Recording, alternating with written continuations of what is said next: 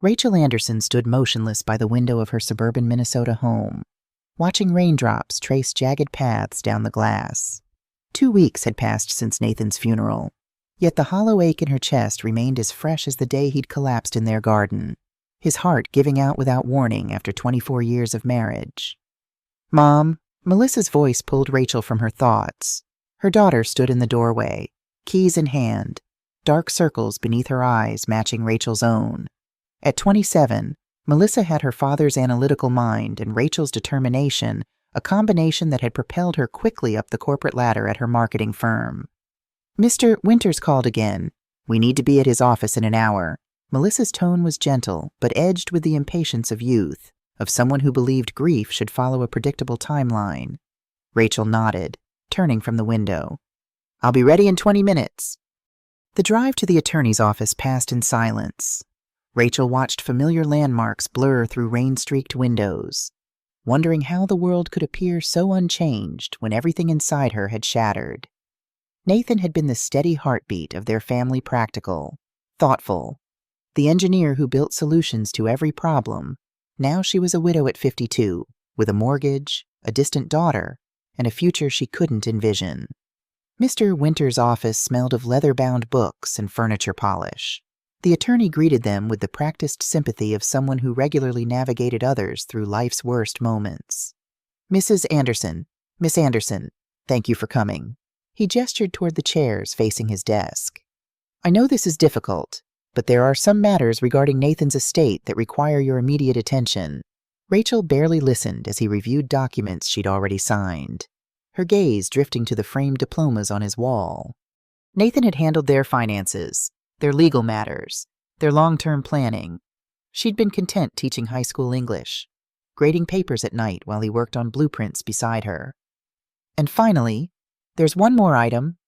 Mr. Winters' voice cut through her haze. He slid a small wooden box across his desk. Inside lay an antique brass key attached to a maple leaf keychain and a sealed envelope with her name written in Nathan's precise handwriting. "What is this?" Rachel asked, turning the heavy key in her palm. "Your husband purchased a property in Alberta, Canada, 3 years ago," Winters explained, adjusting his glasses. "According to his instructions, you were only to be informed of its existence after his passing. The deed has been transferred to your name. All taxes are paid for the next 5 years. A property in Canada?" Rachel struggled to process this information. "Nathan didn't own any property outside of our home. It's called Maple Creek Farm. Apparently, it was his childhood home, though the deed shows it changed hands several times before he repurchased it." The farm, the place Nathan had forbidden her to visit, the place that had caused his gentle face to harden whenever it was mentioned. In 24 years of marriage, Nathan had rarely spoken of his Canadian childhood, offering only fragments about growing up on a rural property he'd left behind at 18. "Mrs. Anderson, there's something else you should know." Winters lowered his voice. "The property has become quite valuable recently. There have already been inquiries about its availability. Valuable? It's a farm. Yes, but according to my information, significant oil deposits were discovered in the region about 18 months ago. Your husband declined multiple offers from energy companies." Melissa leaned forward, suddenly alert. "Oil? How much are we talking about?" "Potentially millions," Winters replied. "Perhaps substantially more." Rachel's head spun with questions.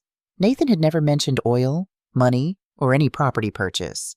They'd lived comfortably on his engineering salary and her teacher's income, but they were hardly wealthy. How had he afforded to buy a farm, and why keep it secret from her, with trembling fingers? She opened the envelope. "My dearest Rachel, if you're reading this, then I've left you too soon. I'm sorry. There's so much I should have told you, but couldn't bring myself to face. The farm is yours now. I've spent the last 3 years transforming it from the broken place of my childhood into something beautiful, something worthy of you. I know I made you promise never to go there. I'm releasing you from that promise. In fact, I'm asking you to go, just once, before you decide what to do with it. On the main house's desk is a laptop. The password is the date we met, followed by your maiden name. I love you. Rach, more than you'll ever know." Rachel clutched the letter to her chest, tears blurring her vision. Even from beyond the grave, Nathan was full of surprises. "I need to see this place," she said finally. "Of course," Mr. Winters nodded. "But I should warn you, Nathan's family in Canada has contested the will. His brothers claim he was not mentally competent when he repurchased the family property." "That's ridiculous. Nathan was the most rational person I've ever known." "Nevertheless, they've filed legal objections. Given the property's newfound value, it might get complicated." Rachel tucked the key into her pocket, a strange determination settling over her. "I'm going to Canada, Mr. Winters. Today." 48 hours later, after hastily booked flights and a long drive through the Alberta countryside, Rachel found herself standing before imposing wooden gates marked Maple Creek Farm in wrought iron. Beyond stretched a property far larger and more impressive than she had imagined rolling hills, stands of maple trees turning gold with autumn, and in the distance, a large farmhouse and several outbuildings, all freshly painted. This was no broken-down family farm. This was an estate. The key turned smoothly in the gate's lock as she drove up the winding gravel driveway. Rachel's heart pounded with anticipation and apprehension. What secrets had Nathan kept here? What part of himself had he hidden from her for all these years? The farmhouse was a stunning 2-story structure with a wide porch and large windows. Nothing about it suggested the pain Nathan had always associated with his childhood home. This place had been loved, restored, reimagined. Rachel's hands shook as she inserted the key into the front door. The lock clicked, the door swung open, and she stepped across the threshold into her husband's secret world. What she saw inside made her gasp, her knees weakening as she gripped the doorframe for support. The entryway opened into a soaring great room with exposed beams and a stone fireplace. But it wasn't the architecture that stole her breath. It was the horses, not real ones, but everywhere she looked. Exquisite paintings of horses in full gallop across endless fields. Detailed sculptures capturing their power and grace. Photographs of magnificent breeds framed in simple black frames. Her lifelong passion. The one indulgence Nathan had always supported but never quite understood. Surrounded her in a gallery dedicated to her greatest love. And there, on a desk by the window overlooking endless pastures, sat a silver laptop with a single red rose laid across its closed lid. Rachel moved to the desk in a daze, setting down her bag and picking up the rose. Its petals were fresh, suggesting someone had been maintaining the house. She opened the laptop, her fingers automatically typing the password 0515198 Thompson the day they'd met, followed by her maiden name. The screen came to life immediately, opening to a folder labeled For Rachel. Inside were hundreds of video files, each named with a date, starting from 2 weeks ago, the day after Nathan's funeral, and extending a full year into the future. With trembling fingers, she clicked the first one. Nathan's face filled the screen, not the thin, pale version from his final months, but healthy, vibrant, clearly recorded some time ago. He smiled directly into the camera, that crooked grin that had always made her heart skip. "Hello, Rach. If you're watching this, then I'm gone, and you've come to the farm despite my years of making you promise not to." He chuckled softly. "I should have known you wouldn't be able to resist, especially after Winters told you about it." A lump formed in her throat. Even now, he knew her so well. "I've made a video for every day of your first year without me. 1 year of me keeping you company while you grieve. 1 year of explaining everything I should have told you while I was alive." He looked down briefly, then back at the camera with determination. "Starting with why I bought back the farm I swore I'd never set foot on again." Rachel paused the video and walked to the kitchen, finding it fully stocked with fresh groceries. Someone had indeed been maintaining the place. She made herself a cup of tea, then returned to the desk, steeling herself for whatever revelations awaited. When she resumed the video, Nathan's expression had grown serious. 3 years ago, I was diagnosed with hypertrophic cardiomyopathy, a heart condition I inherited from my father. The doctors gave me 2 to 5 years. Rachel's teacup clattered against its saucer. A heart condition. For 3 years. I chose not to tell you or Melissa, Nathan continued. Oh, Nathan. I didn't want pity, and I didn't want our final years overshadowed by death. His eyes softened. I wanted to live fully with you until the end, not slowly die in front of you. Shock and anger surged through Rachel. He'd hidden his diagnosis, made medical decisions without her, denied her the chance to prepare, to cherish their final moments knowingly. I know you're angry right now, he said, as if reading her thoughts. You have every right to be, but I hope you'll understand that I made this choice out of love, not deception. He leaned closer to the camera. When I got my diagnosis, I decided to use whatever time I had left to create something meaningful for you. You always loved horses, always talked about having land someday where you could raise them. So I found the last place anyone would expect me to go, the farm I'd fled at 18, vowing never to return. Nathan explained how he'd legally purchased the farm from his father before the old man died. He was broke after years of failed schemes, drinking away the family money. He sold it to me for a fraction of its worth, desperate for cash, swearing me to secrecy from my brothers, who still thought they would inherit it someday. This explained the legal challenge. His brothers believed they had rights to property that Nathan had legitimately purchased. The farm was in ruins when I bought it, Rach, just like when I was a kid. But this time, I had the resources to transform it. His expression brightened. Every business trip in the last 3 years, I was here, overseeing renovations, building something for you. Rachel watched the rest of the video in stunned silence, tears streaming down her face. Nathan detailed how he'd designed the entire renovation with her in mind, the great room showcasing her love of horses, the library filled with first editions of her favorite novels, the sunroom positioned to capture the perfect morning light she'd always desired for reading. My brothers will come for it, he warned toward the end of the video, his expression hardening. They never wanted the farm until last year when oil was discovered in the region. Suddenly, the worthless property they'd mocked me for buying was valuable. They'll try everything to take it from you. He directed her to a blue folder in the desk drawer, containing every legal document she might need. The farm is unquestionably yours. I made sure of it. Nathan's face softened again.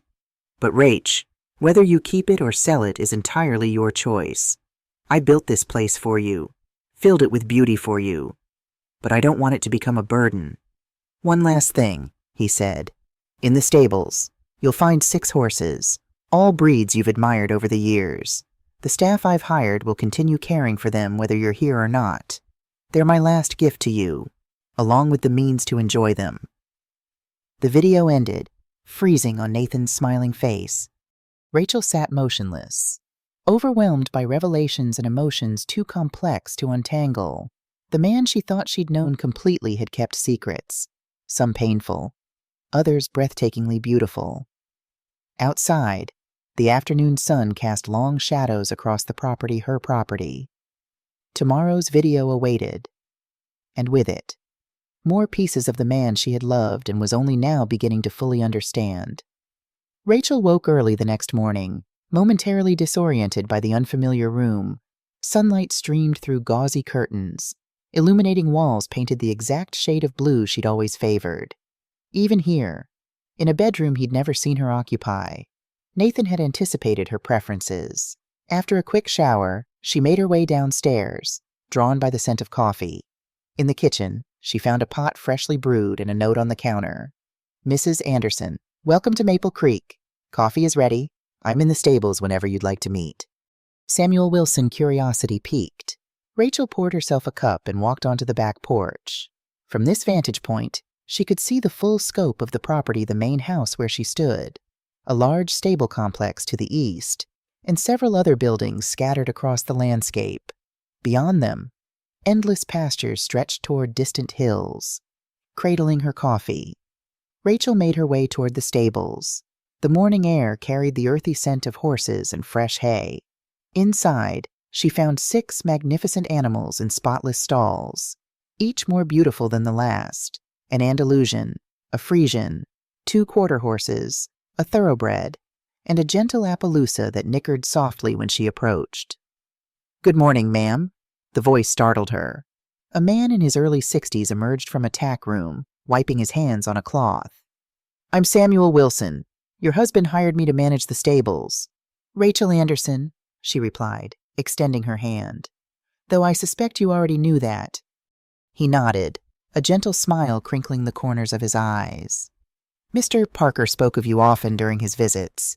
Said you had a natural way with horses that he never managed to acquire." "You knew my husband well?" Rachel asked, studying the weathered face before her. Samuel hesitated. "As well as he allowed anyone to know him. I suppose. He was here every month for the past 3 years, overseeing everything personally. Never delegated a decision if he could make it himself." That sounded like Nathan methodical, hands-on, attentive to detail. "The black Frisian there," Samuel continued, nodding toward a magnificent stallion watching them with intelligent eyes. "That's Midnight. Your husband spent months tracking him down specifically. Said he reminded him of a horse in a painting you loved." Rachel's heart clenched. The Stubbs painting of a black horse against a stormy sky, she'd admired it at a museum 20 years ago, and Nathan had remembered. "Did he—" She hesitated, unsure how to frame the question. "Did my husband ever mention his health to you?" A shadow crossed Samuel's weathered face. "Not directly, but these last 6 months, he pushed harder, worked longer hours, added more features to the property, like a man racing against a clock only he could see." The confirmation stung, but also explained the driven quality Rachel had sensed in Nathan during his final months. She'd attributed it to work stress, never imagining he was creating all this while knowing his time was limited. "His brothers were here yesterday," Samuel said, watching her reaction carefully. "They've been here already." Rachel felt a chill despite the morning sun. "They've been circling since the oil was discovered on neighboring properties, suddenly very interested in the family farm they hadn't visited in decades." "What can you tell me about them?" Samuel secured a stall door before answering. "William's the oldest, runs some investment firm in Toronto. Always acted like he was doing Nathan a favor by acknowledging him. James is the middle one, lawyer, slick talker, and Thomas is the youngest. Followed William into finance, always in his shadow. And their relationship with Nathan. Strained doesn't begin to cover it. From what I gathered, they tormented him as a child city boys who visited the farm reluctantly, looking down on him for staying to help your father-in-law run the place." Samuel shook his head. "When Nathan returned to buy the property, they mocked him for wasting money on worthless land right up until the Petersons struck oil 2 properties over." This aligned with the fragments Nathan had shared over the years his difficult childhood, his escape to the United States for college, his reluctance to discuss his Canadian family. "They'll be back," Rachel said, more to herself than to Samuel. "Count on it," he nodded grimly. But Mr. Parker prepared for that. He was always 3 steps ahead. Before Rachel could ask what he meant, the sound of vehicles on the gravel driveway pulled their attention. Through the stable doors, she could see a black SUV followed by a police cruiser approaching the main house. "The Parker brothers," Samuel confirmed, his expression darkening. "With local law enforcement, no less. You'd better go meet them. Mrs. Anderson, I'll be right behind you." Rachel squared her shoulders and walked briskly toward the house, determination replacing the uncertainty she'd felt since arriving. This was her property, Nathan had made sure of it, and she wouldn't be intimidated on her own land. 3 men stood on the front porch when she arrived, their bearing radiating entitlement. The tallest, silver-haired and impeccably dressed, stepped forward as she approached. "Mrs. Anderson." His voice carried the slightest Canadian accent, softened by years of cosmopolitan living.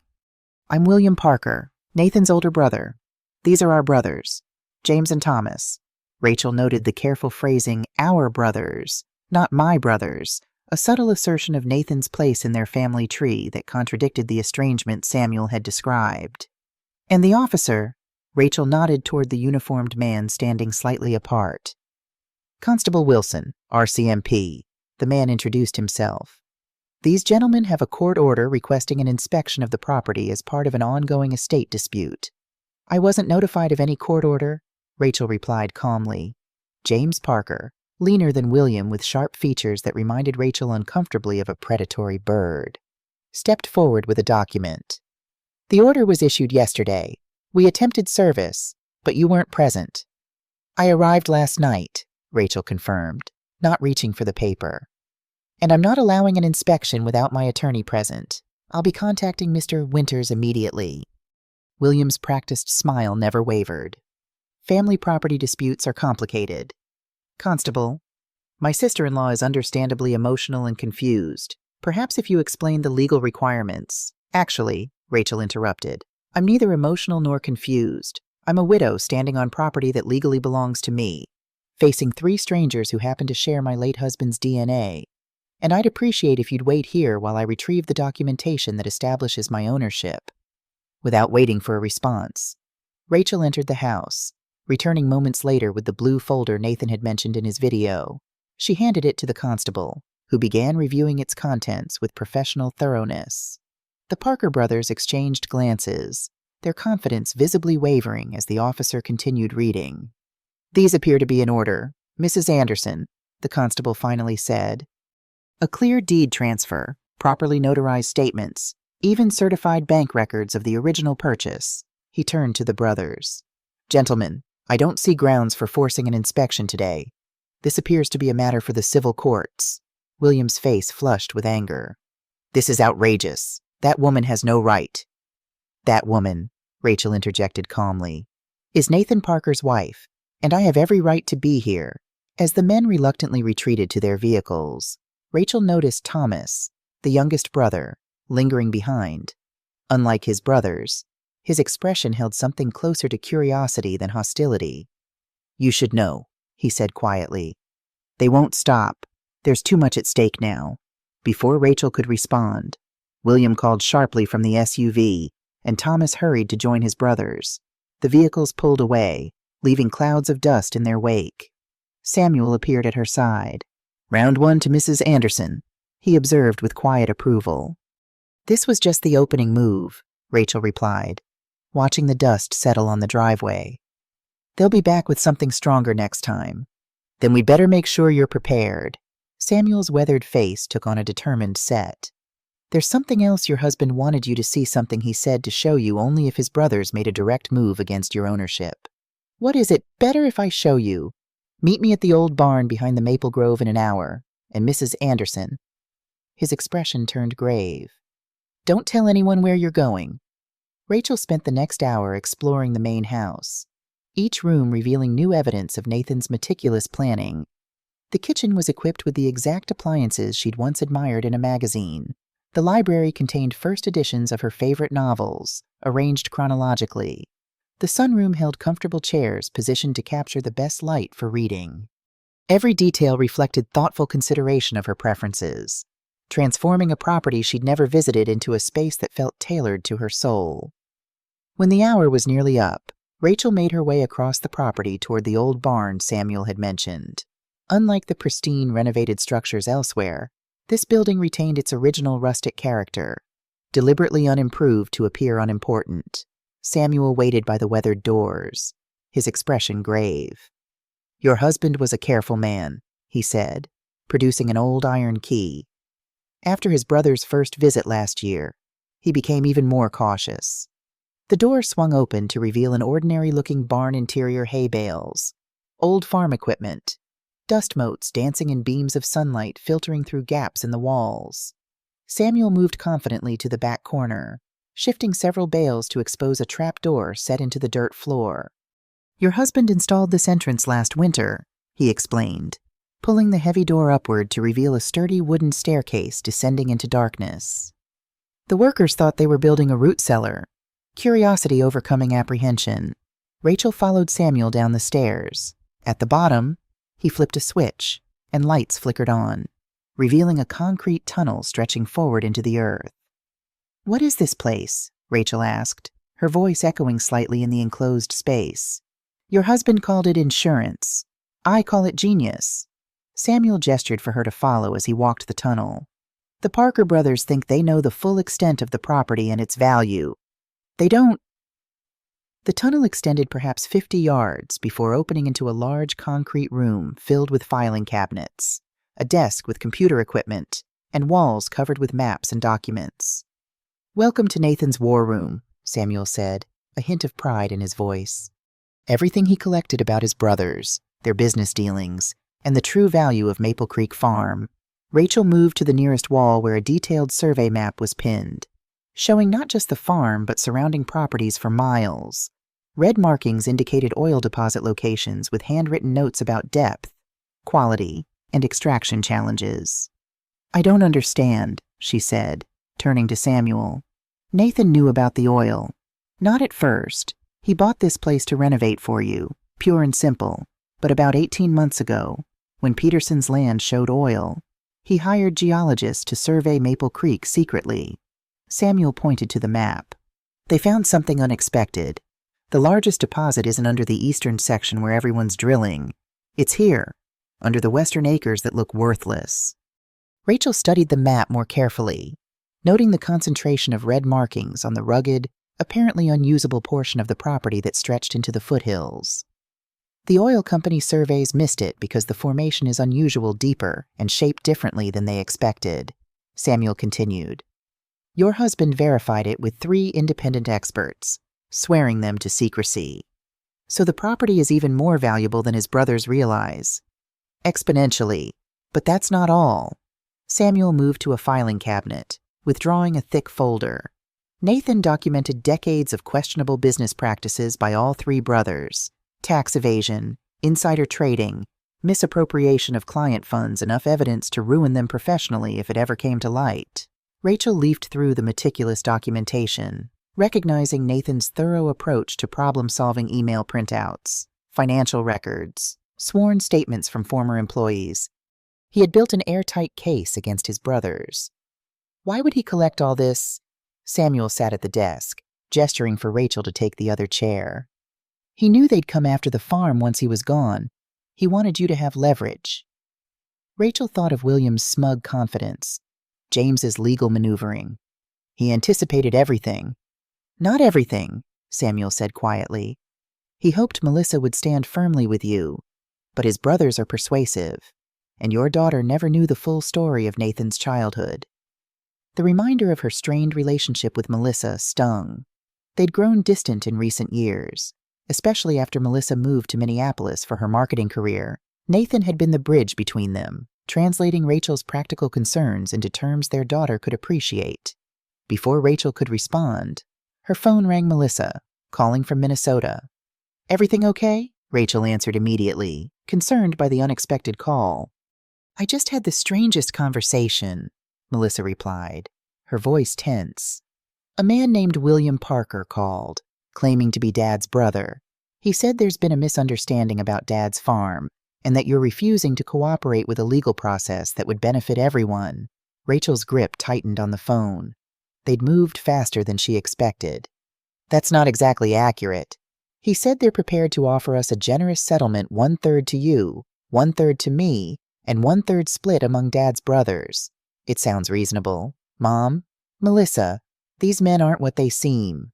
Your father deliberately cut them out of his life." "Because of childhood grudges," Melissa interrupted. "William explained everything. Dad was always sensitive about the farm because Grandpa favored him by letting him stay there while sending the others to boarding school. Now they just want family fairness." Rachel closed her eyes, recognizing the narrative William had constructed, a version that painted Nathan as the unreasonable one, holding on to childish resentments while his magnanimous brothers sought reconciliation. "I'm flying up tomorrow," Melissa continued. "William's sending a car from the airport. We can all sit down and work this out like adults." After ending the call, Rachel sat in stunned silence, processing this new development. "They're working on her already," Samuel observed grimly, "turning her against you." "I need to show her the truth," Rachel decided, standing abruptly. "She needs to see what's really happening here." She spent the rest of the day reviewing the contents of Nathan's war room, absorbing the evidence he'd compiled against his brothers. By evening, she had a clearer picture of what she faced: 3 sophisticated businessmen with significant resources, determined to claim property worth far more than even they realized. As night fell over Maple Creek Farm, Rachel returned to the main house, physically and emotionally exhausted. She heated a simple meal, then sat at the desk by the window, opening Nathan's laptop for the second daily video. Nathan appeared on screen, seated in what she now recognized as the farm's library. "Good evening. Rach, I'm guessing you've had quite a day. If Samuel followed my instructions, you've seen the war room by now, and you understand what we're up against." Despite everything, Rachel smiled. Even now, Nathan was anticipating her journey, providing guideposts along the way. "Tonight, I want to show you something special," he continued. The camera moved as he carried it through the house, down a hallway she hadn't explored, stopping at a locked door. "This room is for you alone. The key is in the top drawer of the bedside table, the antique silver one with the horse engraving." Rachel paused the video, went to the master bedroom, and found the key exactly where he described. Retracing Nathan's path from the video, she located the door, unassuming, situated at the end of the east wing. The key turned smoothly in the lock. She pushed the door open and gasped. A fully equipped art studio filled the large corner room, bathed in perfect northern light from floor-to-ceiling windows. Easels, canvases, paints, brushes, everything a painter could desire, arranged with loving precision. Rachel hadn't painted in 20 years. After college, she'd set aside her artistic aspirations to teach, to help support them while Nathan built his engineering career, to raise Melissa, over the years.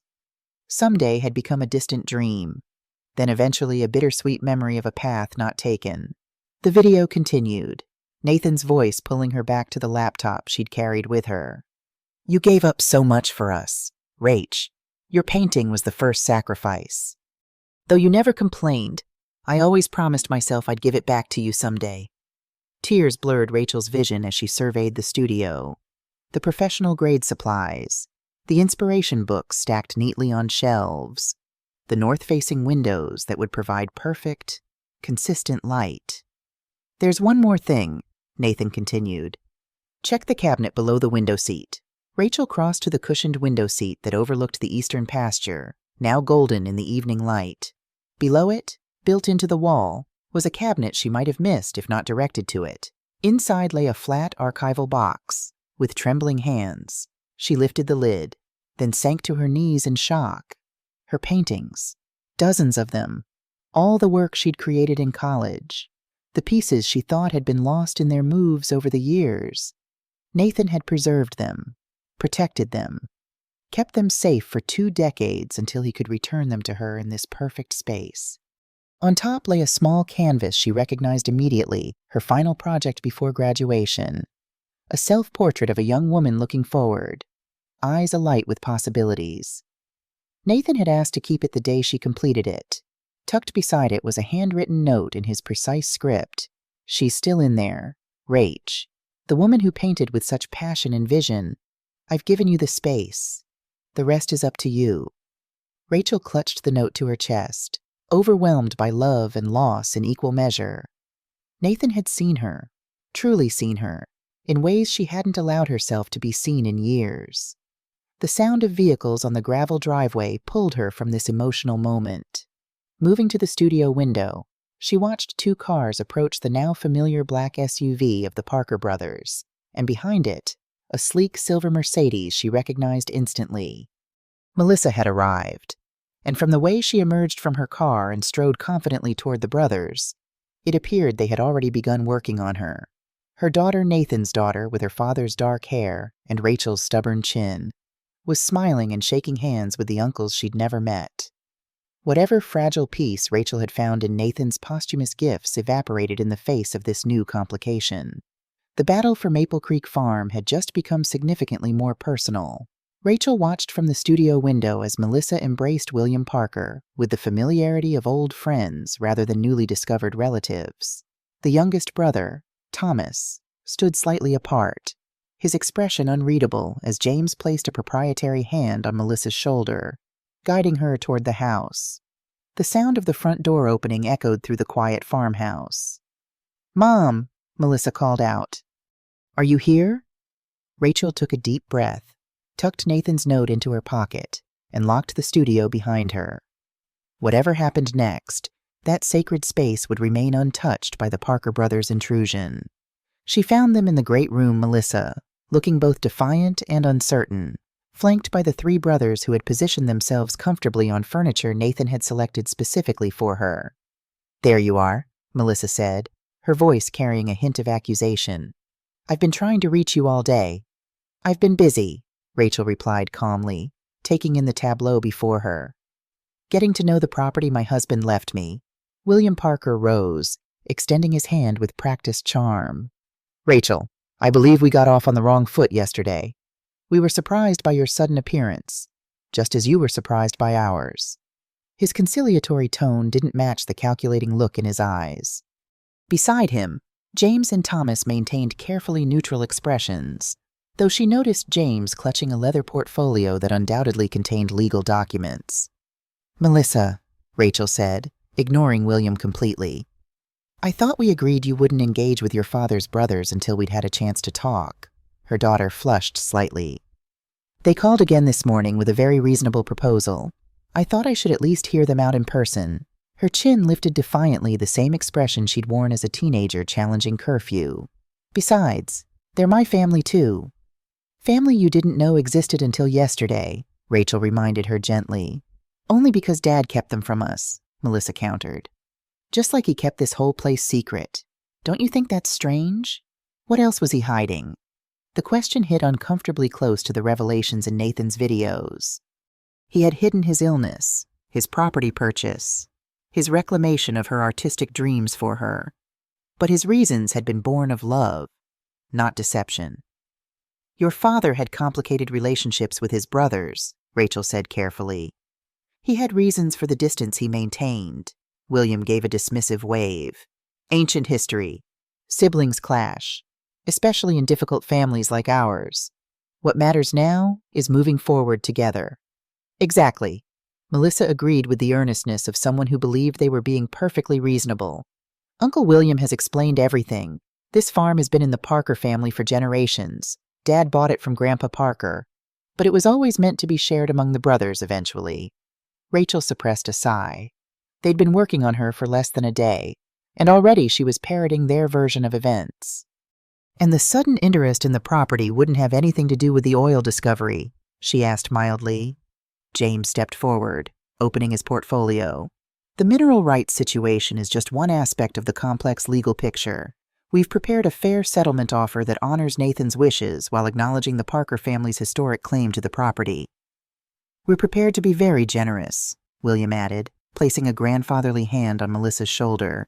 "A 1/3 share to you, Catherine, 1/3 to Melissa, and 1/3 split among us brothers." "Everyone wins." Melissa looked at Rachel expectantly, clearly already sold on the proposal. "It makes sense, Mom. We don't need this huge place. We could sell it all, walk away with millions, and Dad's family stays intact." Rachel noted the careful omission of the Western Acres from their proposal, the section containing the largest oil deposits according to Nathan's geological surveys. "Your father specifically left this property to me," she said, meeting William's gaze steadily. "Not to you, not to his brothers." "Out of confusion and misplaced sentiment," William countered smoothly. Nathan wasn't thinking clearly in his final years. A flash of anger burned through Rachel. "My husband was perfectly sound of mind until the day he died." "Then why all the secrecy?" Thomas spoke for the first time, his voice softer than his brother's, but no less pointed. "Why hide the property purchase from his wife and daughter? Why the elaborate arrangements with the lawyer? These aren't the actions of a man thinking rationally." Rachel thought of the videos, the renovated farm, the art studio, each element meticulously planned as a final gift. Nothing about it suggested confusion or impaired judgment. "Mom," Melissa said, her voice gentler now, "I know this is hard. Dad left both of us, and now we're discovering all these secrets. But this proposal makes financial sense. We'd both be set for life." The door opened behind them, and Samuel appeared, his weathered face concerned. "Everything all right? Mrs. Anderson, I saw the vehicles arrive." The brothers turned, clearly annoyed by the interruption. William's eyes narrowed. "This is a family matter." "Samuel is my employee," Rachel said firmly. "He's welcome in my home." "Actually," James interjected, His employment status is among the disputed assets pending resolution of our legal claim. Samuel stood his ground. Mr. Parker hired me personally, made me promise to look after the place and Mrs. Anderson if anything happened to him. We'll be reviewing all staff appointments, William said dismissively. Rachel had heard enough. I think it's time for you to leave, all of you. She looked pointedly at the brothers, then softened her gaze when it reached Melissa. Except you, of course. You're always welcome to stay. You're not even considering their offer, Melissa asked incredulously. I'll review any written proposal with my own attorney, Rachel replied. But I won't be pressured in my own home. William's mask of conciliation slipped, revealing the hard businessman beneath. This property is worth tens of millions with the oil rights. We can do this amicably, or we can make things very difficult. Is that a threat? A reality check, he corrected. You're a school teacher from Minnesota facing a legal battle against opponents with significantly more resources. Nathan may have meant well, but he placed you in an untenable position. Rachel thought of the blue folder with its meticulous documentation, the videos showing Nathan's clear-headed planning, the transformed property that represented his final act of love. I believe my husband knew exactly what he was doing, she said quietly. Now please leave. Melissa, you're welcome to stay for lunch if you'd like. Her daughter looked torn, glancing between Rachel and her newly discovered uncles. I think I'll go with them for now. We have more to discuss. She kissed Rachel's cheek quickly. Think about the offer. Mom, please. Rachel watched them leave, a hollow feeling expanding in her chest. In just 24 hours, her daughter had been pulled into the orbit of men Nathan had spent his life avoiding. Whatever they were telling her was working. She could see it in Melissa's receptive posture, her quick adoption of their perspective. Samuel waited until their vehicles had disappeared down the driveway before speaking. You handled that well, Mrs. Anderson? Rachel sank onto the nearest chair, suddenly exhausted. They've turned my daughter against me. How is that handling it well? They haven't won her yet, Samuel said with quiet confidence. They've merely confused her with half-truths and promises. Once she sees the full picture. If she sees it, Rachel interrupted. Right now, she's not interested in hearing anything from me. Samuel considered this, then nodded toward the laptop on the desk. Then perhaps she needs to hear it from her father. 2 days later, Rachel sat in a quiet cafe in the nearest town, 20 miles from Maple Creek Farm. She'd chosen neutral territory for this meeting, away from both the Parker brothers' influence and the emotional pull of Nathan's carefully crafted sanctuary. Melissa arrived 15 minutes late, defensive posture already in place before she even sat down. I can't stay long. Uncle William is taking me to meet the family attorney this afternoon. Uncle William, Rachel repeated mildly. You've become quite close in 3 days. Melissa flushed. They've been nothing but kind and welcoming, which is more than I can say for you. You're treating them like enemies instead of Dad's family. Rachel sipped her coffee, choosing her next words carefully. Do you remember that art history course you took sophomore year? The professor who talked about perspective, how where you stand completely changes what you see. What does that have to do with anything? You've only heard their perspective on this situation.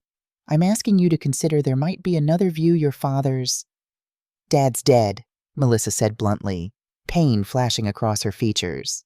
And he obviously didn't trust either of us enough to tell us about this place while he was alive. Rachel reached into her bag and withdrew a tablet.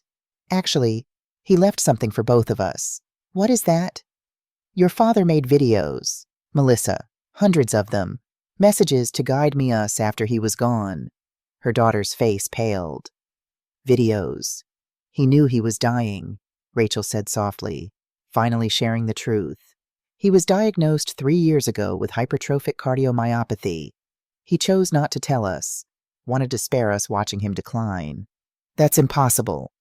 He would have told me, Melissa insisted, but uncertainty had crept into her voice. Watch the video, Melissa. Hear it from him. With trembling fingers, Melissa pressed play. Nathan's face appeared, healthy, vibrant, his eyes crinkling with the smile that was so uniquely his. Hello, my brilliant girl. If you're watching this, then I'm gone.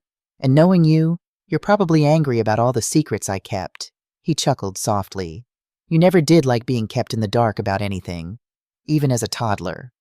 Tears welled in Melissa's eyes as her father continued. I should have told you I was sick. Should have given you time to prepare. To ask all those questions you're so good at asking. But I was selfish. I wanted our last years together to be normal, not overshadowed by my diagnosis. I hope someday you'll forgive me for that choice. Nathan shifted, leaning closer to the camera. But there's something else you need to know. Something about my brothers that I've never shared with you. Our estrangement wasn't some petty family squabble. Melissa, they embezzled my portion of our father's estate when I was 19, used my name on fraudulent documents while I was away at college. When I discovered it and threatened to expose them, they threatened to implicate me as a willing participant. Melissa's hand covered her mouth, her eyes never leaving the screen. I left Canada, changed my name slightly from Nathaniel to Nathan, and started over in Minnesota. Met your mother, built a life, raised you. It was more than enough. His expression hardened. But my brothers never changed. Whatever they're telling you now, remember this, they've wanted control of the family property for decades, not out of sentiment but pure greed. And they'll use anyone, including my daughter, to get it. The video ended, freezing on Nathan's concerned face. Melissa sat motionless, tears streaming silently down her cheeks. He was protecting us, she whispered finally. All this time, from more than just his illness. Rachel nodded gently.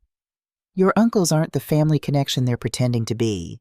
They're opportunists who see you as their easiest path to what they want. Melissa wiped her tears, anger replacing grief in her expression. They've been lying to me, haven't they? About everything? Not everything, Rachel conceded. The farm is worth millions. That part is true.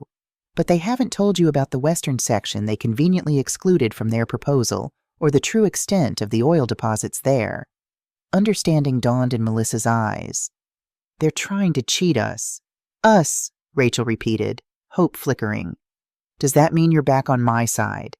Mom, I never left your side. She looked down, ashamed. I wanted to feel connected to Dad through his family. They had stories about him as a kid, photos I'd never seen. I understand, Rachel assured her, reaching across the table to squeeze her hand. Grief makes us vulnerable in ways we can't anticipate. But now we need to be smarter than they are. Together. Melissa straightened, her expression shifting from devastation to determination, so like her father that Rachel's heart ached. What's the plan? Rachel smiled, feeling the first real sense of confidence since this ordeal began. First, we're meeting my attorney this evening, not the family attorney your uncles want to use, but someone recommended by Nathan's lawyer in Minnesota. Then tomorrow we have an appointment with Western Plains Energy. Why? Because knowledge is leverage, and right now, we know something your uncles don't exactly where the oil is and how much there really is. They think they're dealing with an uninformed widow and a naive niece, Melissa said slowly, a spark of her father's strategic mind igniting. Time to show them exactly who they're really facing. For the first time since Nathan's death, Rachel laughed a sound of genuine amusement. Your father always said you were the smartest person he'd ever met. That beneath that marketing executive was a tactical genius who could outthink anyone if properly motivated. Did he really say that? Melissa asked, surprised. All the time, Rachel smiled, wiping away the last of her tears. He also said that the biggest mistake anyone could make was underestimating Melissa Anderson. As they left the cafe together, Rachel felt a shift in the dynamic of this battle. The Parker brothers had unwittingly united them instead of dividing them. They had no idea that their apparent early success with Melissa had only set the stage for their ultimate defeat. Later that evening, with Melissa beside her, Rachel laid out her complete plan to the attorney Nathan had selected for this exact scenario. Andrew Calloway had flown in from Calgary at Rachel's request, and his expression moved from professional interest to undisguised admiration as he grasped the full scope of what she proposed. Mrs. Anderson, he said finally, your husband said you would surprise me with your strategic thinking. He was right. They sat in the war room beneath the old barn, surrounded by Nathan's meticulously compiled evidence. The geological surveys showing the true extent of the oil deposits, the financial records documenting the Parker brothers' questionable business practices, the legal documentation establishing Rachel's clear title to the property. The key is timing, Rachel explained, pointing to the detailed map on the wall. The Parker brothers believe the valuable oil is primarily under the eastern section, the only part included in their so-called generous proposal. They don't know about the western deposit Nathan's private surveys discovered. And Western Plains Energy, Calloway asked, making notes in a leather-bound portfolio. They've agreed to meet with us tomorrow, Melissa interjected. I've researched their CEO, Thomas Reeves. He's known for environmental innovation and sustainable extraction methods, values Dad would have appreciated. Rachel nodded approval. Meanwhile, the Parker brothers are bringing in Northern Extraction, a company with a troubling environmental record, and a CEO who's been photographed golfing with William multiple times. So we're setting up competing oil companies, Calloway clarified. We're creating leverage, Rachel corrected. Northern Extraction will fight for its shareholders. Western Plains will fight for its reputation. And somewhere in between, we'll find the best outcome for Maple Creek Farm. What about the brothers' legal challenge? Calloway flipped through the documents Nathan had compiled. That's where your expertise comes in, Rachel said. We need to be prepared for every possible angle they might use to contest Nathan's will or claim he wasn't mentally competent. Based on these videos alone, Calloway gestured to the laptop, that argument won't hold water. Your husband was clearly of sound mind, planning with remarkable foresight. But we need more than defense, Melissa pointed out. We need to change the narrative completely. Make them realize they can't win and might lose far more than just the farm if they continue. Rachel studied her daughter with pride. In just hours, Melissa had transformed from a confused, grieving daughter to a strategic ally. Her marketing skills now focused on countering the Parker brothers' manipulations. There's one more thing, Samuel said from where he stood by the door. Mr. Parker left instructions for a particular scenario we might be facing now. He moved to a filing cabinet in the corner, retrieving a sealed manila envelope labeled simply, "If they attempt to divide and conquer." Inside was a detailed dossier on each Parker brother, focusing particularly on their complex business relationships and potential vulnerabilities. Williams' investment firm had weathered several regulatory investigations. James had represented clients with questionable ethics. Thomas, the youngest, appeared to be the cleanest, though Nathan had noted his increasing discomfort with his brother's methods. Nathan thought of everything, Rachel murmured, leafing through the papers. Not everything, Samuel replied. He hoped it wouldn't come to this, using these vulnerabilities against his own brothers. But he wanted you to have every possible advantage if they forced your hand. Rachel considered this, thinking of the man she'd been married to for 24 years, ethical to his core, yet practical enough to prepare for the worst. We'll use this information only if absolutely necessary, she decided. First, we try for a resolution that protects what's ours without destroying anyone else.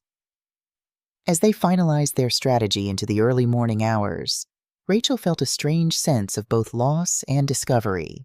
The husband she thought she knew completely had kept secrets, some painful, others breathtakingly beautiful.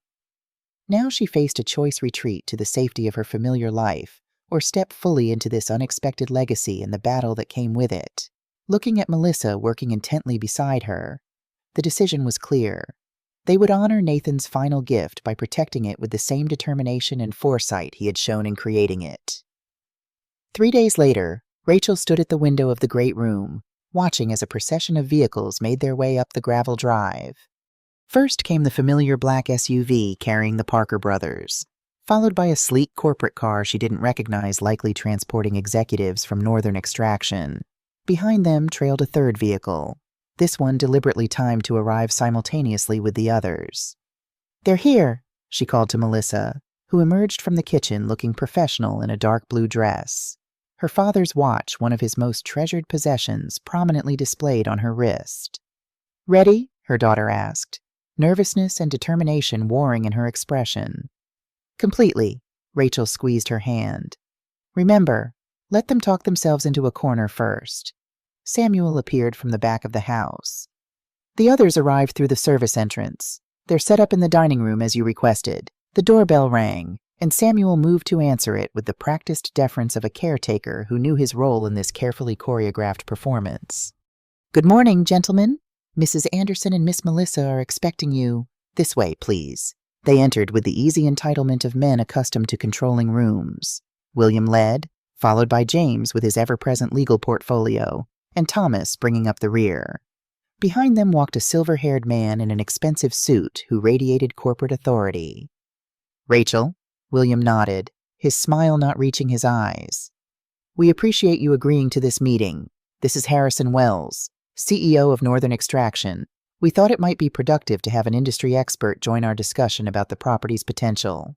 So they'd brought an oil executive to intimidate her with technical jargon and market valuations. Predictable. "How thoughtful," Rachel replied pleasantly. "I've had the dining room prepared for our meeting. Shall we?" She led them through the house, noting their assessing glances at the renovations Nathan had completed. In the formal dining room, a large table had been set with documents at each place. Water carafes and coffee service the picture of professional preparation. "Please sit," she gestured. "I believe we have much to discuss." As they settled into their chairs, expressions of confidence still firmly in place, Rachel remained standing at the head of the table. "Before we begin," she said, "I want to thank you for your previous proposal. It was educational." William's smile widened, clearly interpreting her comment as submission. "We're pleased you've had time to consider our offer. With Mr. Wells' expertise, we can discuss the most advantageous arrangement for dividing the property's assets." "Yes, division," Rachel mused, picking up a remote control from the table. "That's precisely what I'd like to discuss." She pressed a button, and a hidden screen descended from the ceiling at the far end of the room. The brothers exchanged surprised glances. Clearly, they hadn't expected this level of preparation. "If you'll direct your attention to the presentation," she continued, clicking the remote again. A detailed map of Maple Creek Farm appeared on the screen, showing property boundaries, topographical features, and geological formations. "This is the complete survey of Maple Creek," she explained. "All 200 acres, not just the eastern 800 acres mentioned in your proposal." James shifted uncomfortably. "The western section is undevelopable rocky terrain. We excluded it for simplicity's sake." "How considerate," Rachel smiled. "Except for one small detail."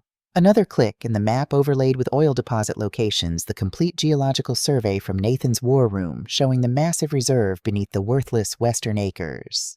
Harrison Wells straightened in his chair, professional mask slipping as he leaned forward to study the projection with sudden intense interest. "As you can see," Rachel continued calmly, "the primary oil deposit extends predominantly beneath the western section, the acres you so generously offered to exclude from our fair division." William's face flushed. "These surveys are unreliable. Northern Extraction's analysis indicates—" "Actually," interrupted a new voice as the connecting door opened, "those surveys have been verified by 3 independent geological teams." The Parker brothers turned in shock as Thomas Reeves, CEO of Western Plains Energy Northern Extraction's primary competitor, entered the room, followed by Andrew Calloway and 2 individuals in business attire. "What is this?" William demanded, half rising from his chair. "This," Rachel said pleasantly, "is a meeting about the true value and future of Maple Creek Farm. Mr. Reeves has expressed significant interest in the property's potential, particularly after reviewing the complete geological data my husband compiled." Harrison Wells shot a betrayed glance at the Parker brothers. "You told me you had exclusive negotiating rights to this property." "They don't," Calloway interjected smoothly, placing additional documents on the table. "Mrs. Anderson holds clear, uncontested title to the entire property, including all mineral rights. The documents you've been shown by the Parker brothers have no legal standing whatsoever." William slammed his hand on the table. "This property has been in the Parker family for generations. Nathan had a moral obligation." "Moral obligations," Melissa spoke for the first time, her voice steady despite her white-knuckled grip on her water glass. "Like the moral obligation you had to my father when you stole his inheritance, or forged his signature on loan documents, or threatened to implicate him in your financial crimes if he exposed you." The brothers froze, color draining from their faces. "What exactly is she talking about?" Harrison Wells asked, looking increasingly uncomfortable. Perhaps these will clarify matters, Rachel said, nodding to Calloway, who distributed sealed envelopes to everyone at the table. Copies of documentation my husband preserved regarding certain historical transactions involving Parker family assets. I believe the statute of limitations has expired on some of these matters, but the Canadian financial regulatory authorities might still find others quite interesting. James opened his envelope, scanning the contents with increasing alarm. These are private family matters, he sputtered. Completely irrelevant to the current discussion. On the contrary, Rachel countered, finally taking her seat at the head of the table. They establish a pattern of fraudulent behavior that directly impacts your credibility in these negotiations. Behavior that continued when you deliberately misled Mr. Wells about your standing to negotiate for this property. The room fell silent as the Parker brothers realized the completeness of their exposure. Nathan had documented everything: their historical crimes against him, their recent manipulations, their attempts to seize valuable assets while appearing generous. "What do you want?" William finally asked, his confident facade crumbling. "I want you to leave Maple Creek Farm and never return," Rachel stated simply. "I want you to cease all attempts to contest my ownership or manipulate my daughter. In exchange, these documents remain private, viewable only by the people in this room." Harrison Wells stood abruptly. "I believe my company's involvement in this matter has been based on incomplete and potentially fraudulent information. If you'll excuse me, Mrs. Anderson, I'll be in touch directly regarding any future discussions of mineral rights." He shot a disgusted look at the brothers before exiting. William's expression hardened as he watched his oil company ally depart. "You have no idea what you're doing. Rachel, the extraction costs for the western section are prohibitive. The logistics alone—" "Actually," Thomas Reeves interjected, "Western Plains has developed new extraction technology specifically suited to these geological formations. We're prepared to make Mrs. Anderson an offer that acknowledges both the challenges and the exceptional potential of this property." As the meeting continued, transforming from the Parker brothers' planned takeover into Rachel's carefully orchestrated counteroffensive, she caught Melissa's eye across the table. Her slight smile conveyed everything: pride, vindication, and the bittersweet acknowledgement that Nathan had prepared them for this moment, even from beyond the grave. By the time the Parker brothers departed 2 hours later, defeated, exposed, and legally bound by the settlement agreement Calloway had prepared in advance, the future of Maple Creek Farm had been secured exactly as Nathan had envisioned. Not divided among greedy relatives, not sold to the highest bidder, but preserved as a legacy for the family he had chosen and loved. Melissa and Rachel. As their vehicles disappeared down the driveway, Samuel appeared at Rachel's side. "Your husband would be proud," he said quietly. "You outmaneuvered them exactly as he believed you would." Rachel watched the dust settle on the driveway, a strange mix of emotions washing through her. Triumph tinged with grief, strength emerging from vulnerability. "We're not finished yet," she replied, thinking of the videos still waiting on Nathan's laptop, the future stretching before them. This was just the first battle, but it was a battle they had decisively won, using weapons Nathan had meticulously prepared and the strength he had always seen in Rachel, even when she couldn't see it in herself. The weeks following the Parker brothers' defeat passed in a blur of practical matters: legal documents finalizing their settlement agreement, meetings with Western Plains Energy to structure a mutually beneficial extraction arrangement, and careful inventory of everything Nathan had created at Maple Creek Farm. Melissa stayed with Rachel through it all, her initial resentment about her father's secrets transforming into appreciation for his foresight. They established a routine of watching his daily videos together each morning, both finding comfort and guidance in his posthumous presence. "Did you have any idea," Melissa asked one evening as they sat on the porch watching the sunset behind the western hills that contained their newfound wealth, "any suspicion at all that Dad was sick or planning all this?" Rachel considered the question carefully, searching her memories for missed signals. "There were small things that make sense in retrospect. His insistence on updating our wills 3 years ago. The way he'd sometimes look at us at dinner, almost memorizing our faces. His sudden interest in taking photos of ordinary moments," Melissa added. I thought he was just going through a midlife appreciation phase. In a way, he was. Rachel smiled sadly. Just not for the reasons we assumed.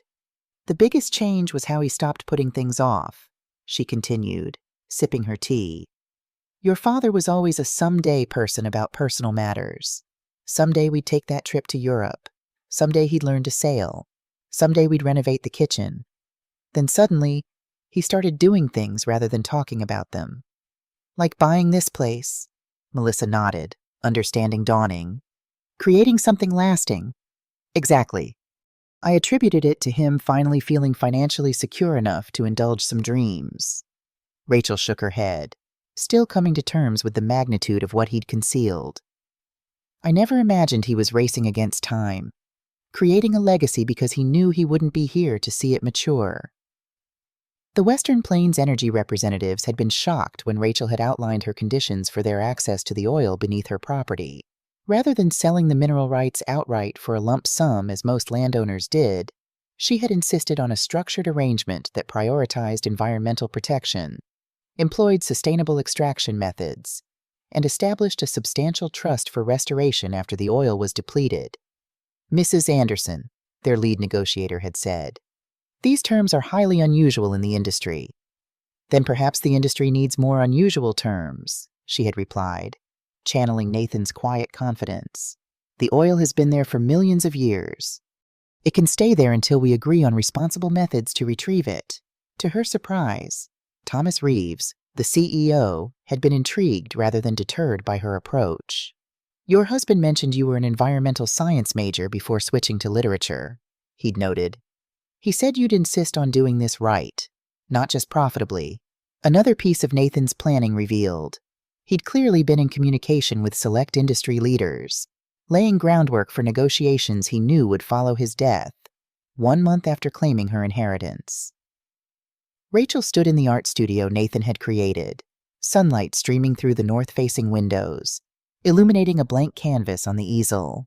After decades away from painting, she had finally picked up a brush again, hesitantly at first, then with growing confidence. Today's subject waited patiently in the paddock visible through the studio windows. Midnight, the magnificent Frisian stallion Nathan had purchased because he reminded him of a painting she'd admired 20 years earlier. Samuel had been teaching her to ride again, her middle-aged body protesting, then adapting to the forgotten rhythms of horsemanship. Mom! Melissa appeared in the doorway, laptop in hand. Today's video is different. I think you should see it alone. Rachel set down her paintbrush, curious. They had fallen into the routine of watching Nathan's daily messages together over breakfast, finding comfort in the shared experience. Different how? It's marked specifically for month 2, day 15. He titled it. When Rachel starts painting again, she handed her the computer with a gentle smile. He knew you would. Eventually. Alone in the studio, surrounded by the tools of a passion she was rediscovering, Rachel opened the laptop and pressed play. Nathan appeared, seated in this very room before any of the art supplies had been installed, the space bare except for the magnificent windows. Hello, my love, he began, his smile warm and intimate. If you're watching this, you found your way back to your art, back to the passion you set aside for our family all those years ago. Rachel touched the screen gently, tears welling in her eyes. I've been thinking a lot about legacy, he continued. What we leave behind, what marks we make on the world. Most people think of legacy in terms of children or wealth or accomplishment, but there's another kind of legacy, the enabling of possibility in those we love. He gestured to the empty room around him. This space isn't finished yet, but in my mind, I can see it completed, filled with light and color and your creations. I imagine you standing before an easel, brush in hand, finally giving form to the visions you've carried inside you all these years. Rachel glanced at the half-finished portrait of Midnight on her easel, struck by how closely it aligned with Nathan's imagination. I've structured everything to give you freedom. Rach, he continued. Financial security through the oil rights, protection from my brother's interference. A beautiful space to create. But what you do with that freedom, that's your legacy to build, not mine to dictate. He leaned closer to the camera, his expression intense. The farm, the horses, the art studio, they're not the inheritance. They're just the tools. The real inheritance is possibility, the chance to become more fully yourself, without constraint. Rachel paused the video, overwhelmed by the depth of his understanding. Nathan had known her better than she knew herself, had seen the dormant artist still alive within the practical teacher and devoted mother she'd become. When she resumed the video, his expression had softened again. I have one request, though it's yours to accept or decline. In the storage closet behind this room is a large canvas I commissioned before my diagnosis. It's blank, waiting. When you're ready, truly ready, I hope you'll create something for it. Something that captures not just what you see, but what you feel about this place that brought me back to my beginnings and will carry you into your future. The video ended with his familiar sign-off, "Until tomorrow, my love." Rachel sat motionless for several minutes, processing his words. Then, moved by impulse, she went to the storage closet and found exactly what he'd described, an enormous blank canvas custom-built for the prominent wall in the great room. It was the perfect size to create a statement piece, a focal point for the heart of the home Nathan had created. Looking at it, Rachel felt a surge of creative energy she hadn't experienced in decades, not just the desire to paint, but the need to translate emotion into visual form. Over the following weeks, as autumn painted the landscape in brilliant hues, she sketched countless drafts, trying to capture the essence of Maple Creek Farm and what it represented. None satisfied her until one morning, watching Melissa riding midnight across the eastern meadow. Something clicked. The painting took shape gradually, not a traditional landscape, but a blending of real and metaphorical elements. The farm as it existed now in the background, rendered with photographic precision. In the foreground, a series of translucent layers showing what had come before the abandoned property Nathan had purchased, the family farm of his childhood. And beneath it all, the ancient land that had witnessed generations come and go. Threading through these temporal layers were two riders on horseback, a man and a woman, their features indistinct enough to represent both specific and universal journeys. Yeah, what I mean. Behind them, barely visible unless you knew to look, a third figure, a young woman forging her own path forward. When the painting was finally complete, Samuel helped her hang it in its designated place in the great room. Melissa stood back, studying it with tears in her eyes. It's him, isn't it? And you? And me? She traced the paths of the riders with her finger from a distance. The past, present, and future of this place. Legacy, Rachel said simply. Not what's left behind, but what continues forward. That evening, as she watched the sunset from the porch of what was now truly her home, Rachel felt Nathan's presence not as a ghost or memory, but as a continuing partnership. He had given her not just material security, but a framework for reinvention, the freedom to discover who Rachel Anderson might become when unconstrained by circumstance. The oil would provide financial stability for generations. The farm would evolve according to their stewardship. And she would continue bringing beauty into the world through newly rediscovered talents, creating her own legacy alongside the one Nathan had so carefully prepared. Tomorrow's video waited on the laptop inside another day of guidance and connection across the boundary that separated them.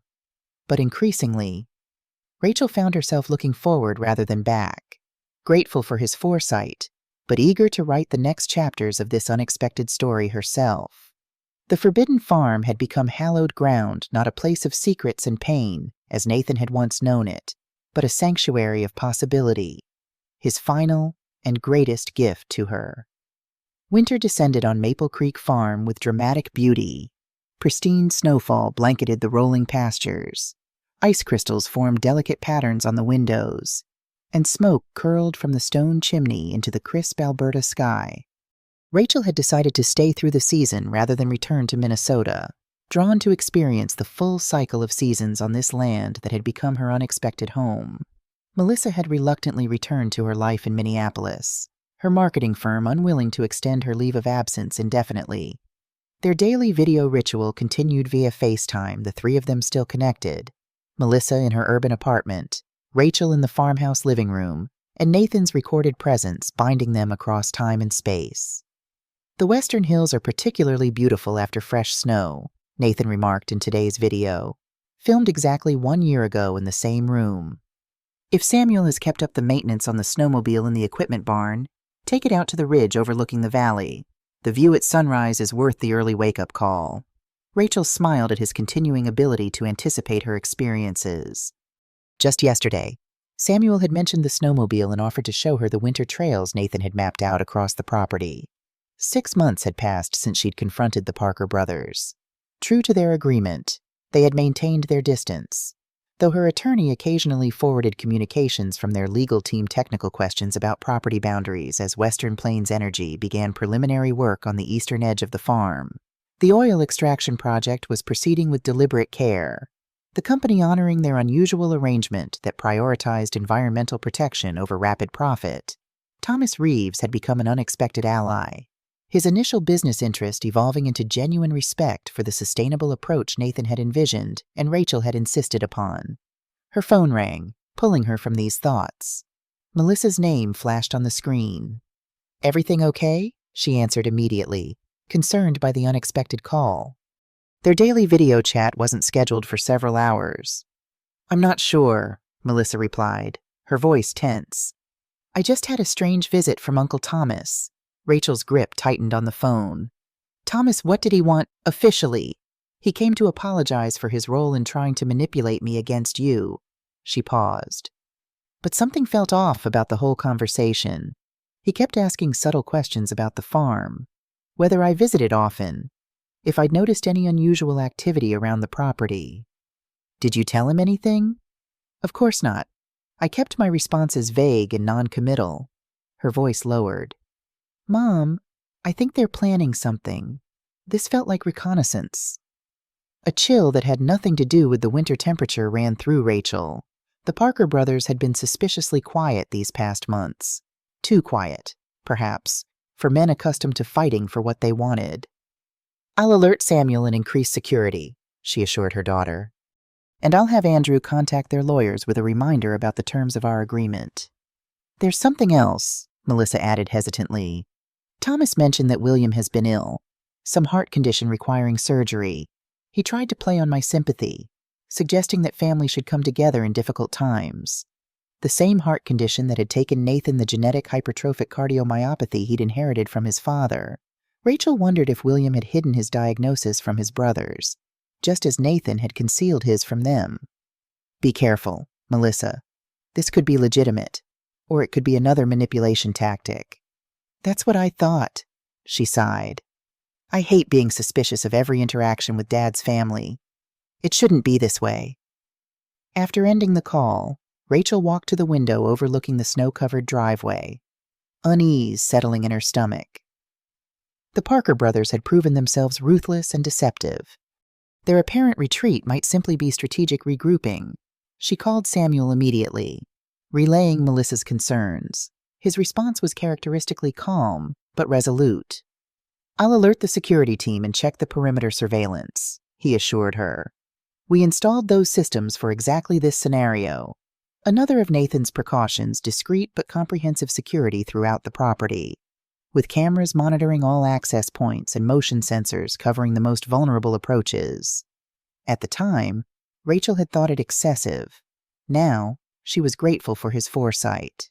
That evening, she found herself drawn to the hidden bunker beneath the barn, seeking guidance from Nathan's meticulously organized records.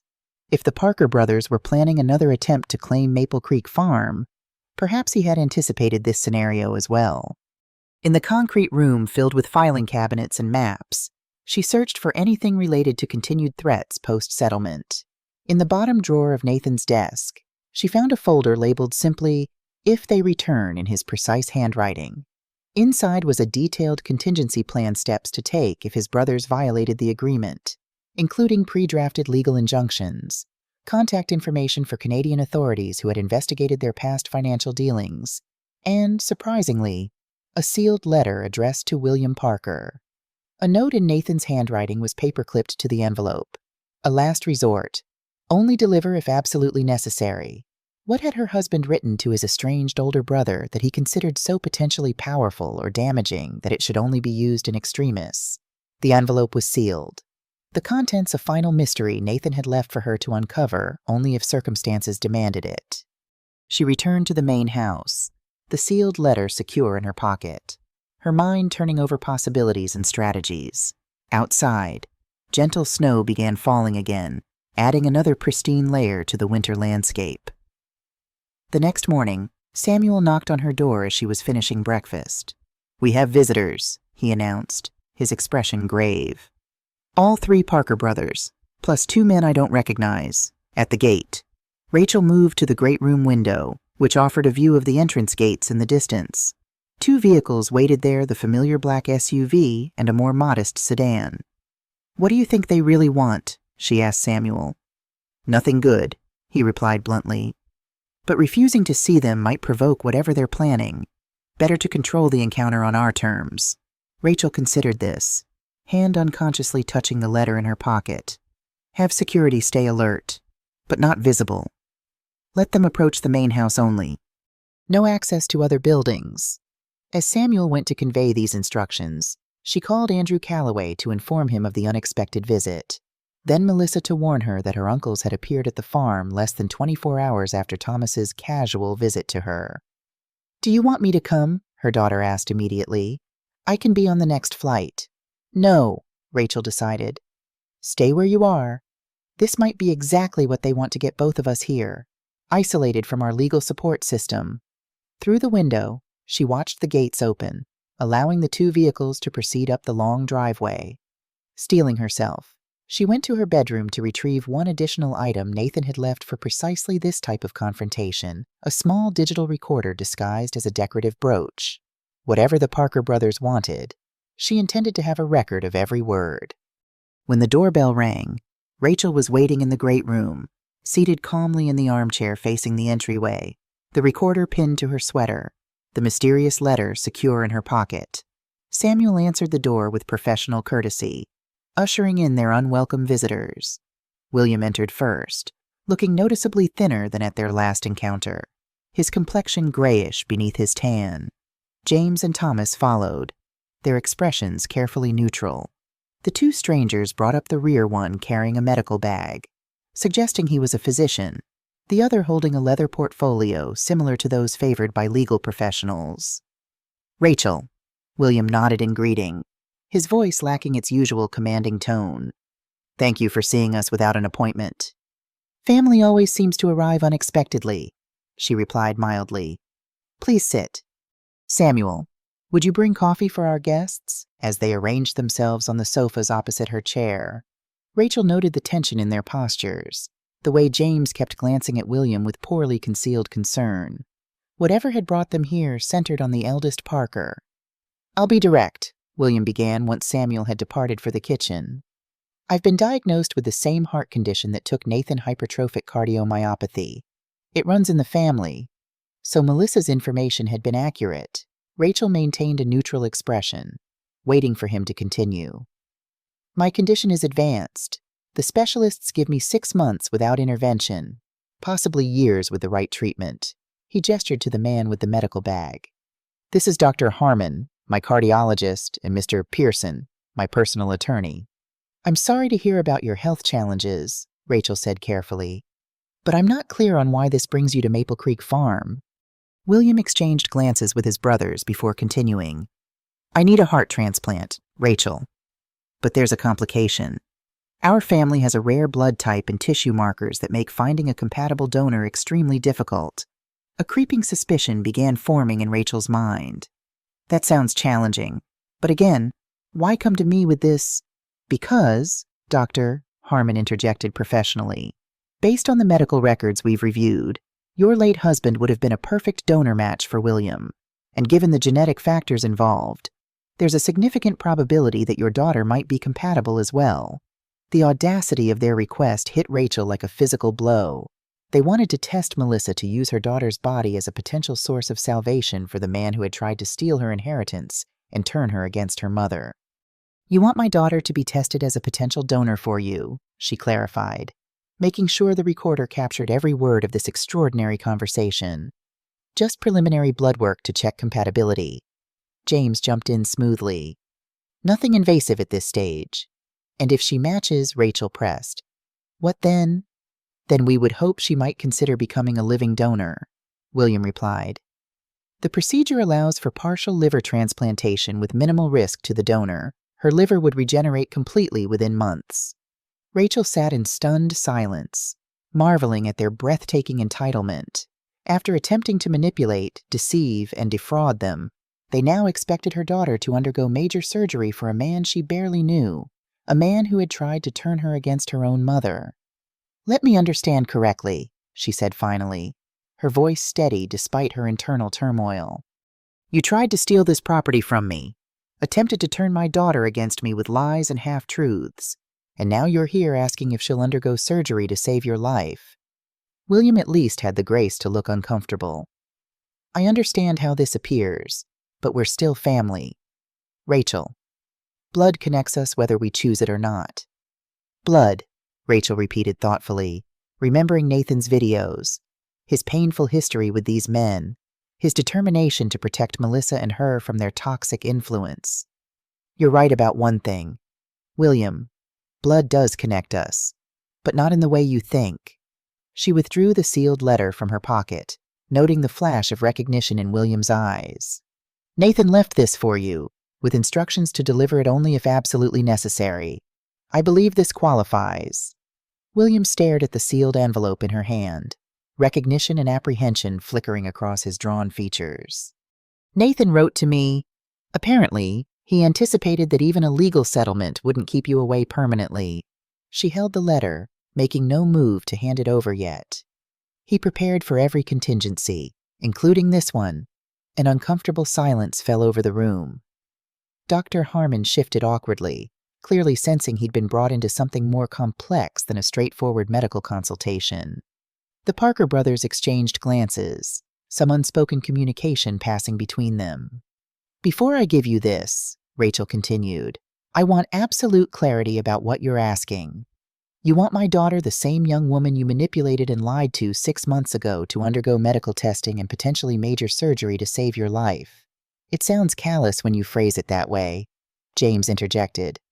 But yes, essentially, William's condition is grave, and family members provide the best chance for compatible donation. Why not James or Thomas? Rachel asked, looking at the other brothers. Siblings are typically even better matches than nieces. Dr. Harmon cleared his throat. We've tested both Mr. Parker's brothers. Neither is compatible due to some unusual genetic factors. And there are no other siblings, Rachel pressed, watching their reactions carefully.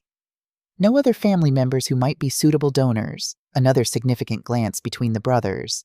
Thomas looked away, suddenly fascinated by the view through the window. No, William replied firmly. No other siblings.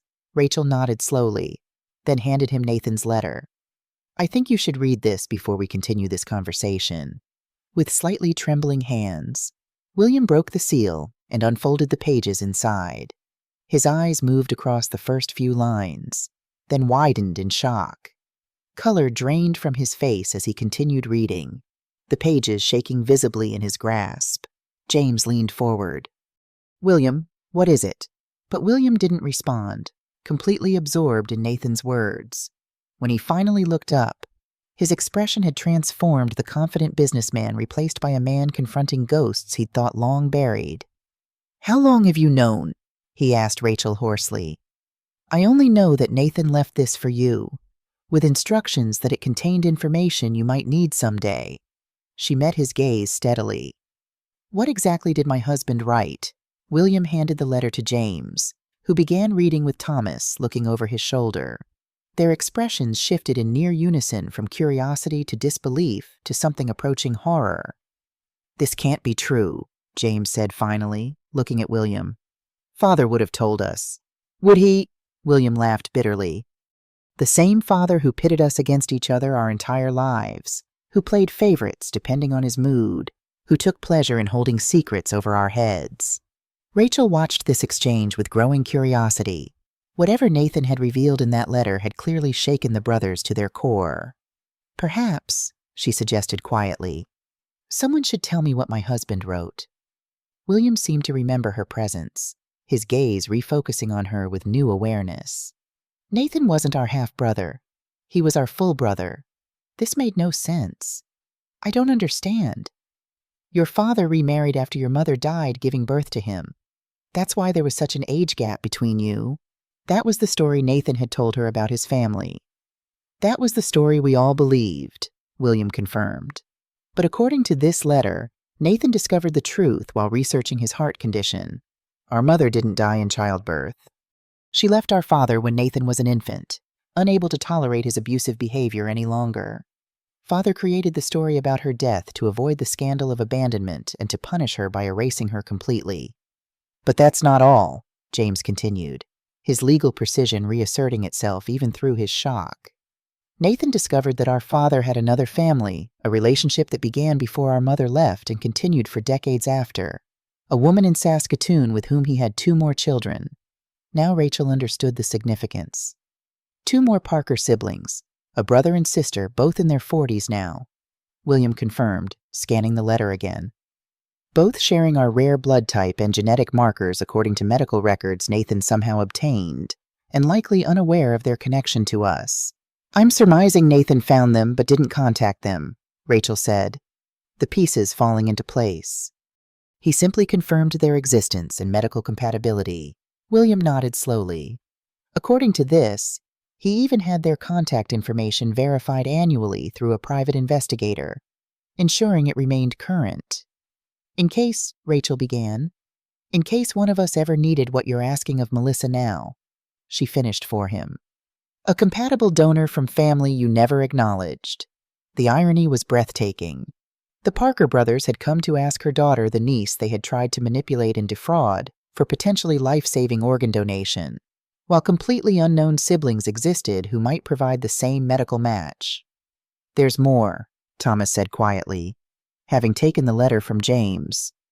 Nathan writes that he only discovered all this after his own diagnosis.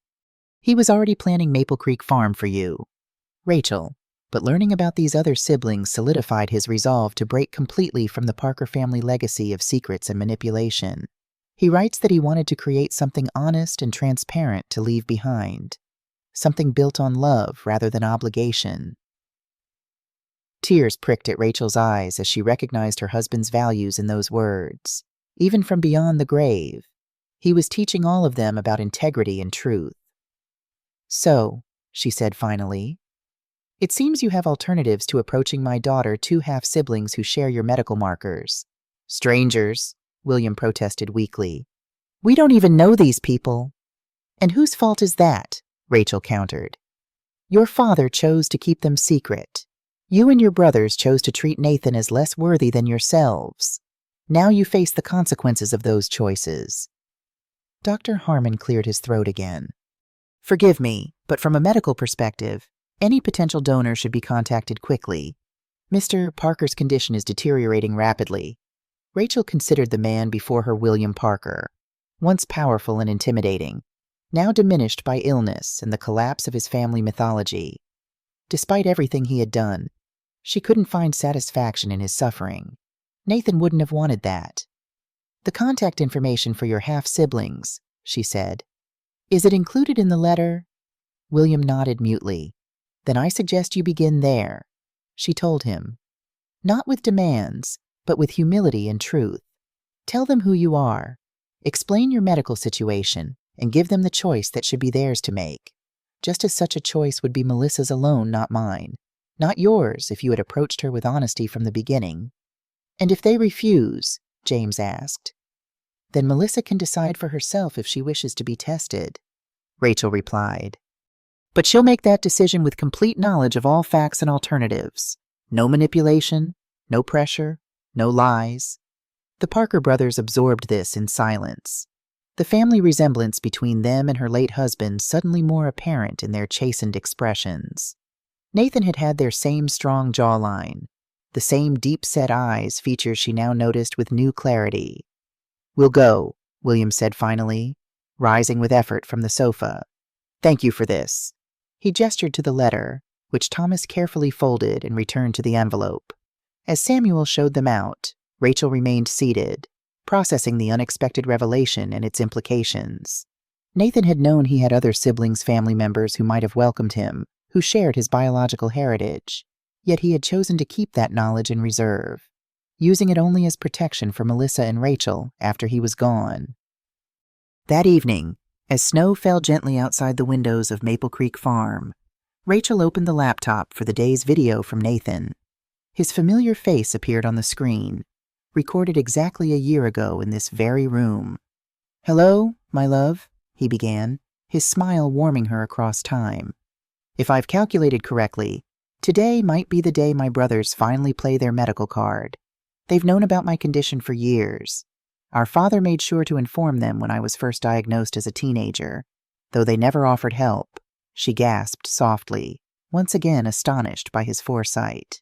"If they've approached you or Melissa about donation compatibility, then you've given them the letter about our other siblings."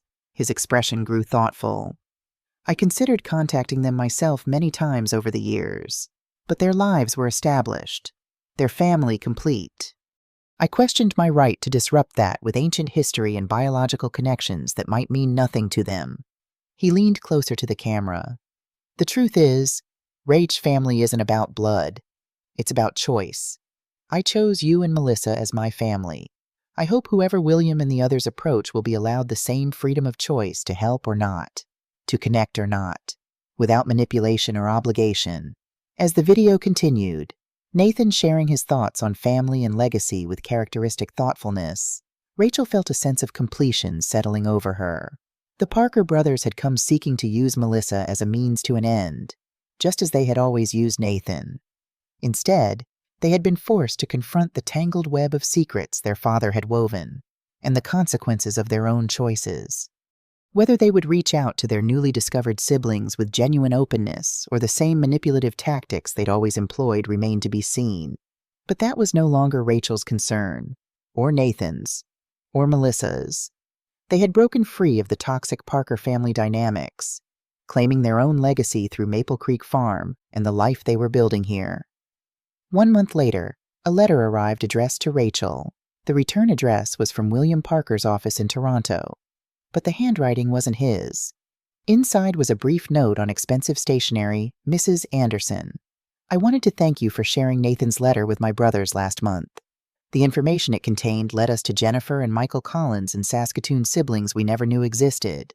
After medical testing, Jennifer proved to be a compatible donor for William. The transplant surgery was completed last week, and both patient and donor are recovering well. I won't pretend this revelation hasn't been profoundly disruptive to all our lives. The foundation of family myths we built our identities upon has crumbled completely, but perhaps that collapse was necessary. We've withdrawn all remaining legal challenges to your ownership of Maple Creek Farm. The property is, as Nathan intended, entirely yours without condition or reservation." Thomas Parker, included with the note, was a photograph William in a hospital bed, looking frail but alert, with a woman in her 40s sitting beside him, their resemblance subtle but unmistakable. Behind them stood Thomas and James, and a man who must be Michael Collins, all with the wary expressions of strangers thrown together by circumstances they were still processing. Rachel showed the letter and photo to Melissa during her next visit to the farm. "So they found them," her daughter marveled. "And one of them actually donated part of her liver to save Uncle William's life. That's extraordinary." "It is," Rachel agreed, "and I doubt the Parker family dynamics will ever be the same. Do you think Dad would be happy about this outcome, that his brothers found the siblings he never reached out to?" Rachel considered this question carefully. "I think he'd be satisfied that the truth came out, even if it wasn't the way he might have chosen. He valued honesty above all else, especially toward the end." That spring, as wildflowers bloomed across the pastures of Maple Creek Farm, Rachel made a significant decision. With Melissa's enthusiastic support, she submitted her resignation to the high school in Minnesota where she'd taught for 20 years. "Are you sure, Mom?" Melissa asked during one of their daily video calls. "Teaching has been your life for so long." "A part of my life," Rachel corrected gently. "But I'm ready for a new chapter." The farm needs someone here full-time, and I've fallen in love with this place not just because it was Nathan's gift, but because it's become mine in ways I never expected. She didn't mention the art dealers who had expressed interest in her work after seeing her paintings in a small Calgary gallery, or the local riding school that had approached her about using part of the property for therapeutic programs for disabled children. Those were possibilities still taking shape, tendrils of a future she was cultivating with the same care Nathan had shown in preparing this place for her. The daily videos continued, though Rachel now watched them more sporadically, no longer needing Nathan's guidance quite so urgently. His presence remained a comfort, but increasingly, she found herself making decisions without first consulting his recorded wisdom choices that surprised her with their confidence and clarity. One afternoon, as she stood in the great room looking at the large painting she'd created for that space, Samuel appeared beside her, his weathered face thoughtful. "It's been almost a year," he observed quietly. Rachel nodded, understanding his meaning. Nearly a year since Nathan's death, since the revelation of Maple Creek Farm, since the beginning of this unexpected journey. "He would be proud of what you've accomplished here," Samuel continued. "Not just surviving, but thriving, creating something new from what he left behind." Rachel studied her painting the layered imagery of past, present, and future, the riders moving through a landscape both actual and metaphorical. "I think that was always his intention, not to dictate my future, but to give me the freedom to discover it." "There's one video left," Samuel reminded her. "The final one. For the anniversary." Rachel had almost forgotten. Nathan had created videos for a full year following his death, and tomorrow marked that anniversary. The final message waited on the laptop, the last direct communication she would ever receive from him. That night, she couldn't sleep, thoughts of the impending video both drawing her forward and filling her with melancholy. What final wisdom had Nathan saved for this moment? What closing words had he chosen to conclude his year of posthumous guidance at dawn? She rose and went to the desk in the great room, the same spot where she had first discovered the video messages a year before. With steady hands, she opened the laptop and clicked on the final file, dated exactly 1 year after Nathan's death. His face appeared, more somber than in previous recordings, his eyes holding the weight of foreknowledge, a man speaking to a future he knew would not include him. "Hello, my darling Rachel," he began. "If you're watching this, a full year has passed since I left you. A year of grief, of discovery, of challenges I tried my best to prepare you for. And if you're still at Maple Creek, still building a life here, then I know you've found strength you perhaps didn't realize you possessed." Rachel touched the screen gently, tracing the outline of his face with her fingertip. "This is my last recording," Nathan continued.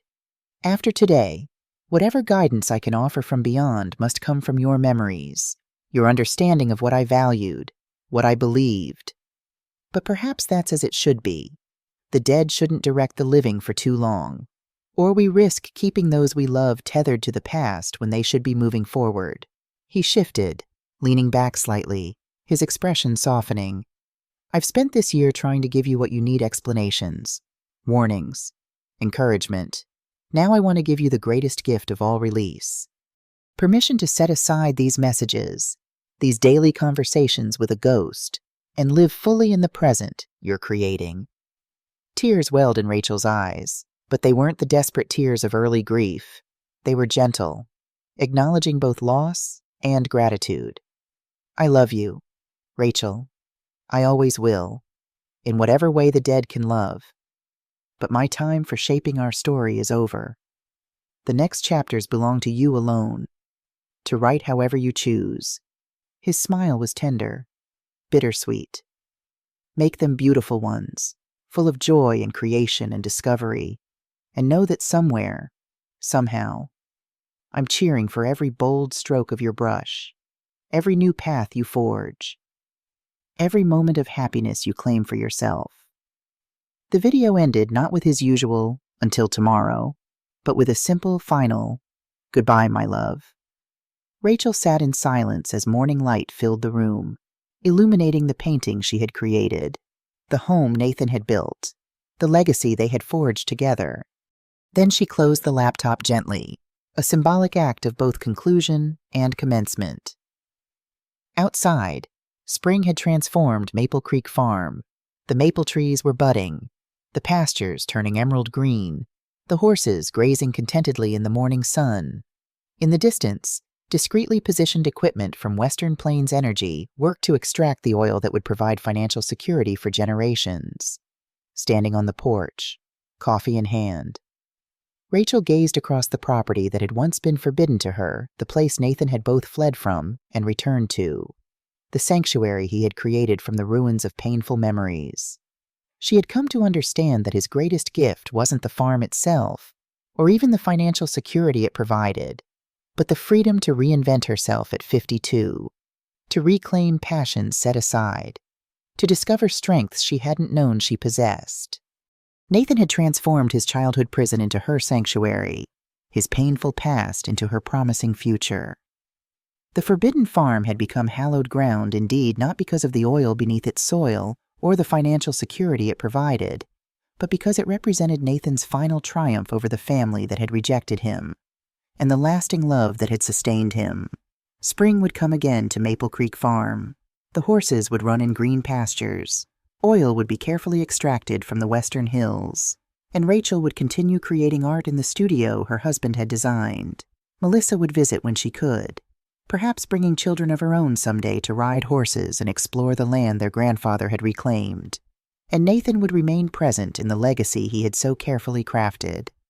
Not just in the daily videos that had now concluded, but in every corner of this place that reflected his love, his foresight, and his determination that the mistakes of the past would not dictate the shape of the future.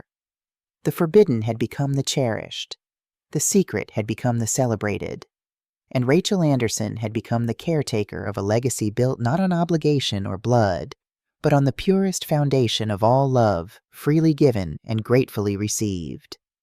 "Goodbye, Nathan," she whispered to the morning air, not in sorrow, but in gratitude.